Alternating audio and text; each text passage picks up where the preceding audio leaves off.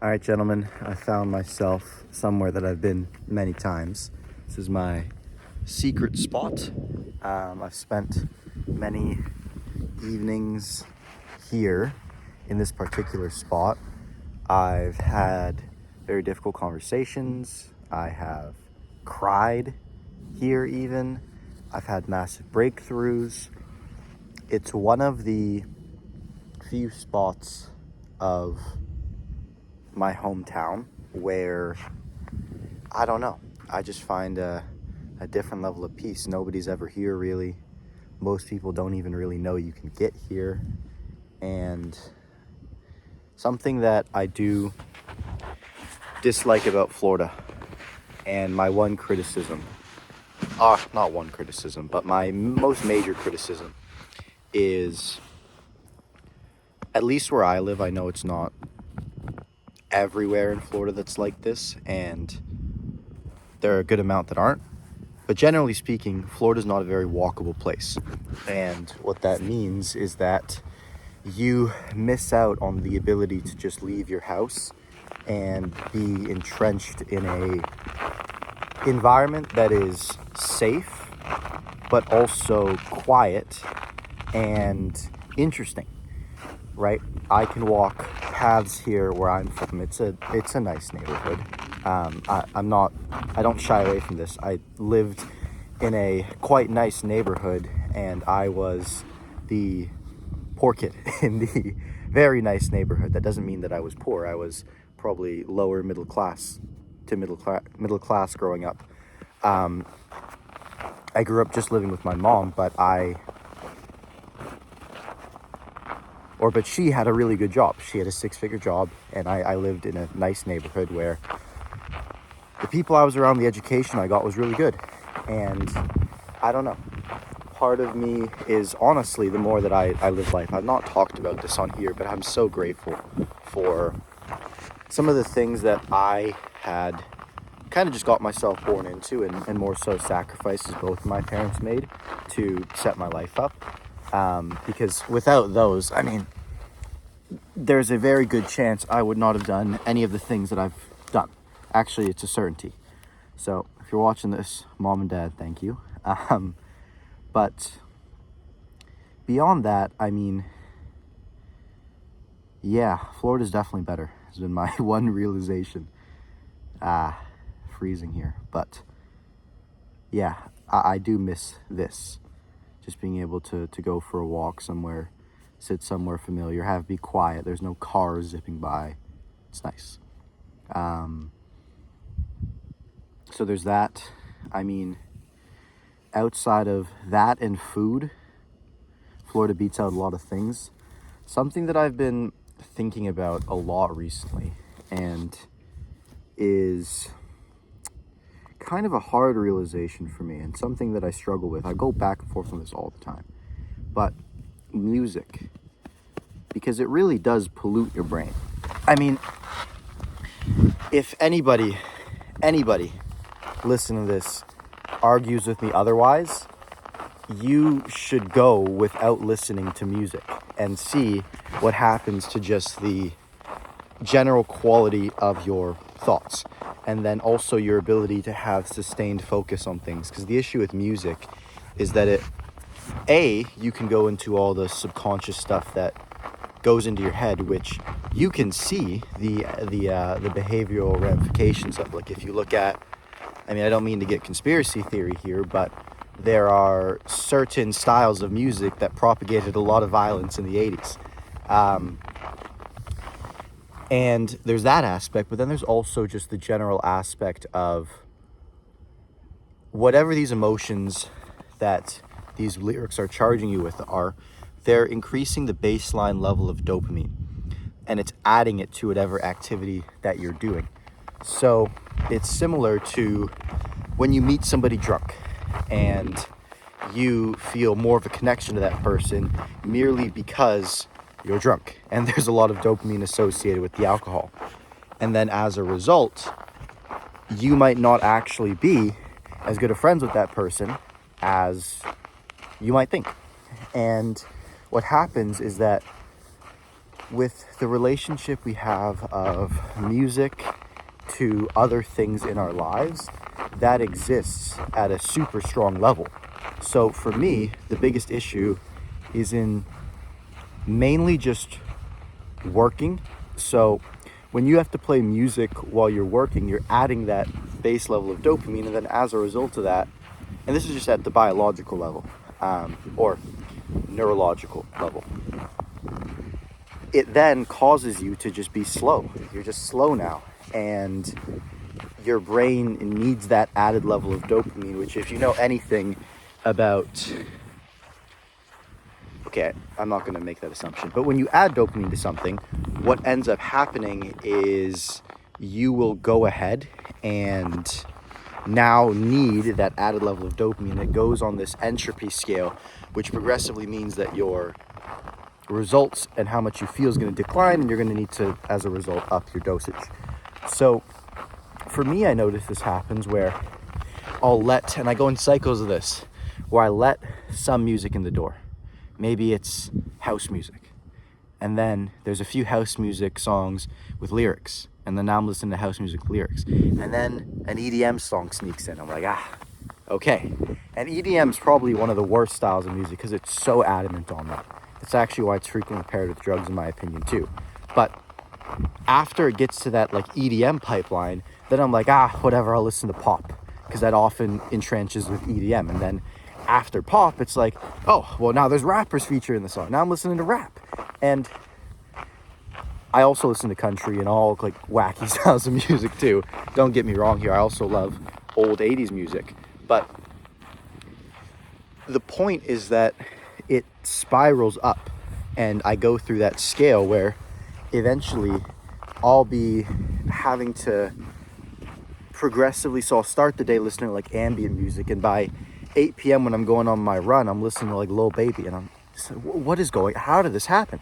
And it gets so ingrained in your lifestyle to where you don't even notice it until one day you're just sitting there. And for me, I am trying to get ready in the morning, and I want to play music, and I'm just questioning myself, why do I want to play music to get ready in the morning? It doesn't make sense. So I say this because at the odd chance, I mean, I know it's relatable to people. I just don't know if my experience is similar in the relatable sense. I know people struggle with this. But I am at every point, the next part after that is when I sit there and question it. I spend some time without music, and I'm like, music sucks, and I stop, no music, and then the cycle begins again. And while I guess maybe that's just life, I don't want it to be. I don't want to keep listening to music, at least in my current state. So maybe I'm going to add to my resolutions starting now, which is just stop listening to music, because as much as it's important, is it more important than my ability to think clearly? And the thing about music when it's consumed in such a mass format is you actually lose appreciation for it. You start to view music as an additive to an experience rather than the experience itself. Where when I'm not listening to music, and for example, something comes on the radio, I can fully enjoy that song, and there's this sense of novelty because your brain's not just being constantly stimulated out by it. So from a enjoyment perspective of music too, I think it's also better. So that's one thing that I've been noticing as of recently. The next thing that I've been noticing as of recently is just the power of isolation and the fact that I kind of suck at it. So a bad habit of mine is as a result of that like progressive dopamine curve, because it doesn't just go to music, it's with social media consumption, everything. As a result of that, for example, I'm finished work for the day, I've got nothing much else to do, And instead of going to grab a book, I will call a friend. And while that's okay, that makes sense in a one-off situation, or checking in with a friend once a month or once a week, that's cool. That's what friends do. That's how you cultivate and nurture relationships. But I'll call my friends almost daily. And there's no benefit to that for either of us, right? Especially where I'm back in Florida, and it's not as if I'm seeing these people in person. There's no kind there's no progress here. It's like I'm just wasting their time and I'm wasting my own time.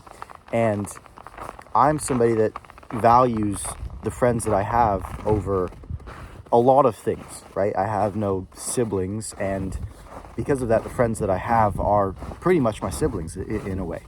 But even though I've known these guys for 15 years, there's no point to call them every day. So that's something that I also suck at, that I want to fix up. And to give you the alternative in that situation, I would rather be sitting there and reading. That would be a way better way to spend that time. Now, next thing that I want to talk about is in regard, and I'm just auditing my life. This video is going to be called something like SOMBER Ponderings, or some odd esoteric name. But the next thing that I'm thinking about, reading daily, is definitely one of those that kind of ties into the same strain as not listening to music. Is when you read daily, you have there's a few things. You have a certain articulation in the way you speak. You can tell that I've been reading more as I'm talking right now because my words just are clear, I guess. So there's that. Then there is also the clarity that it gives your thoughts, because you are consuming this information. You are given, oftentimes depending on the material you're reading, but for me, when I'm reading books about people far more successful than me, and I'll give you the example right now. I'm reading a book on Jamie Dimon, like I spoke about in the last section of this. But as I go through his life, and I see him talking about having a vacation in Positano, Italy, while the 2008 financial crisis is going on, and he's negotiating a $30 billion deal with the federal. It's just crazy stuff. And this is my first time hearing about it because I was 2 years old when this happened. But it puts my life into perspective. And that's also the power of reading, is it inspires you while also grounding you. So that's another kind of benefit that I have found. And that's why I prefer reading either biographies or self-help books that come from or study experience. That's why I really like Robert Greene's books, because, for example, my favorite book from him, Mastery, he's just sharing the stories of people who are masters at their given craft, which adds a lot of conviction behind the information that you're getting from him. So that's another thing I've touched on: reading, music, friends. Beyond that, where do I suck? To explain what's going on in my head right now, I have a problem, which is the production of my main channel video that is pretty much exacerbating all of the other problems in my life. So as a result of it not being done, I'm sitting here and my health is suffering, my relationships are suffering, and not that like that's, when I say suffering, I mean not from a standing perspective, but merely I'm just not getting the satisfaction on my end from them because of my inability to let go of this thing. So from that perspective, from a just overall clarity, like my whole life is just getting thrown up and chewed up and spat out because of this video. And the simple answer is, yeah, just get the video done. But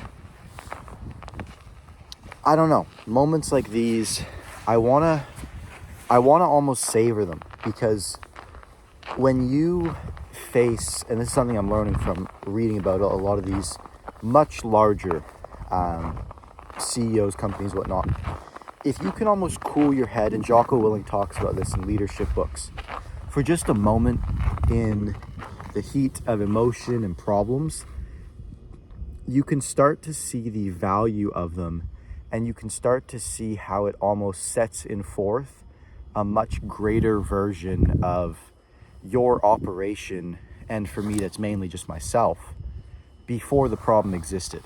So this video not being done will have resulted in me learning how to edit on Premiere Pro, how to do After Effects, and get to guys, at this point I'm a full-time editor when it comes to skill level, and because I'm also doing it for clients, right? And I'm getting paid to do that, which is a whole nother story. It has made me rethink completely how I'm running this media company. It's just set in forth so many positives that after this video is done, I'll be able to sit back and go, wow, this thing might have sucked, but it exposed so many weaknesses and so many faulty positions that had to be fixed, or didn't have to be fixed. Like I could have just locked myself in a room and got this video done. But in doing that, I would have missed out all the opportunity that I saw. And the way that I explained it to a friend that was asking me about it is, imagine you're surfing and you go out into the water and you're looking, and the wave that you saw from the beach that you were planning to catch, or the size of wave, is nowhere near the size of the waves that you can see once you're out on the water, maybe where you were already planning to go from the beach, because you can now see where the waves are forming, and you can now see so much more that you want to wait, and you don't just want to ride that small wave you thought you were going to take from the beach. You want to wait because you see something bigger on the horizon now. And you could give the analogy of, okay, you climbed the mountain, so you see the bigger one, and now you want to climb back. I, in the midst of dealing with this problem, saw so much opportunity in improving my personal channel video, in the media company aspect, in my own skill development aspect, in the client acquisition and operation aspect, in every single, not every single, but in the business channel aspect. Crap, I completely forgot that came out. So this problem spurred out so many solutions that weren't even considered before it, because it showed me what really my priorities were, and just so much vision that I didn't otherwise have. And that's something that I guess these big trying times will teach you. So I'm very grateful for that. And now I'm just at the point where I don't think there's going to be many more profound discoveries. One of the big initiatives that I have going into 2026, and this is good I'm verbalizing this, is sticking to the plan. That's something that I didn't do well in 2025, was I made a plan and I didn't stick to it. And the plan still was working. That's the worst part about some of this stuff, which is normal. It's human nature, and it makes sense. And it's not like I jumped to a different business model or anything else. I said I wanted to be good at YouTube, and it was just the way that I saw myself being good at YouTube, because I was by the beach, was nothing what it looked like from actually being in the game of doing this. So yeah, that is that's something that I really want to focus on this year. Is I don't really want to add any complexity, so I'll give you a lot of the things that I'm gonna, and by the way, I'm gonna have some real taking ups to do with myself if I do any of these things in the new year.